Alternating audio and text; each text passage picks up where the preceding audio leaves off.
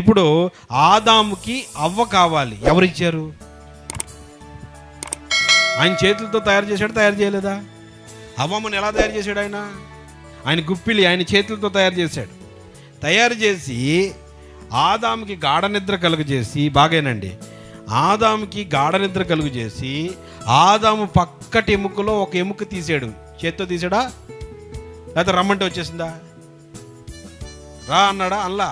కలుగును గాక అన్నాడా? అనలా. చేత్తో బయటికి తీశాడు. దాన్ని అందమైన స్త్రీగా తయారు చేశాడు. తీసి ఆమెను తీసుకుని వెళ్ళి ఆదాము చేతిలో పెట్టాడు, అప్పగిచ్చాడు. ఆదాం, నీకు తోడు కావాలి కదా, నేను ఇస్తున్నా. పిల్లలు వింటున్నారు, యవనస్తులైన పిల్లలు. ఈ మంచి మాటలా కాదండి? మరి కఠినంగా చెప్తారంటారు ఎందుకు మీరు? మంచి మాటలే కదా ఈ. అమ్మ, బయట సంబంధాలకు వద్దు, బయట అల్లరి పిల్లలతో తిరగొద్దు. అరే బాబు, వింటారా? అవి పిచ్చి పిచ్చి చేష్టలు చేయొద్దురా, అమ్మ నాన్న చెప్పినట్టు ఏనంటరా, దేవుడు ఇస్తాడరా, ప్రార్థన చేసుకోండి అని చెప్తే మంచి మాటలే కదా.